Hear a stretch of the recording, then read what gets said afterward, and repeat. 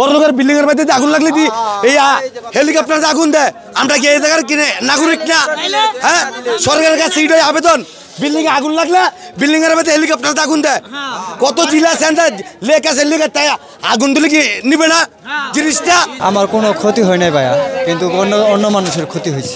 Unit মোটামুটি ভালো কাজ করতেছে। 17 ইউনিট টেলিভিশনে, পেপার, পত্রিকায় সব জায়গায় 17 ইউনিট দেখতেছি, কিন্তু এখানে প্রত্যক্ষভাবে 3টা ইউনিট কাজ করতেছে, আর হয়তো 2টা ইউনিট বাহিরে কাজ করতেছে। অতএব এখন ফায়ার সার্ভিসরা অক্লান্ত পরিশ্রম করতেছে, কিন্তু ইউনিট তো 3 থেকে 5টা, কিন্তু 17টা ইউনিট আমরা সব জায়গায় প্রচার পাই।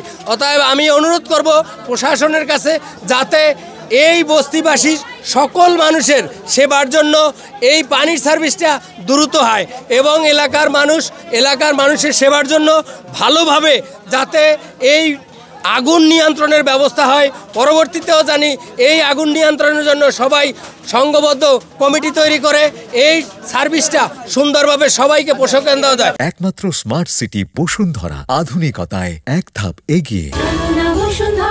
ক্ষতির পরিমাণ এখনই নিয়ে বলা যাবে না, কারণ করাইলি ইউনিটে 2টা, ক এবং খ 2টা ইউনিট। খ ইউনিটের বলতে গেলে সবই পুড়ে গেছে। কোন ঘটনা হয়েছে, এই মূলত কারণটা হয়েছে এই করাইলের এই গ্যাসটা বন্ধ করণে সিলিন্ডার আনার কারণে হয়েছে এই ক্ষতিটা আমার জানা মতে।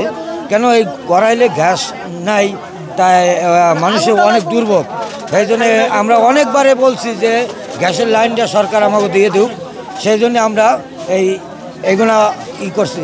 তারপরে এই গ্যাসটা বন্ধ করার পরে এরপরে আমাদের এই সিলিন্ডার কেনা লাগছে, এই সিলিন্ডারের কারণে এইগুলো হয়েছে। সবাই আমাদেরই ভাই বেড়াদার। আমার ক্ষতি হলে আমার ভাই বেড়াদারের ক্ষতি, ভাই বেড়াদারের ক্ষতি হলে আমাদের ক্ষতি।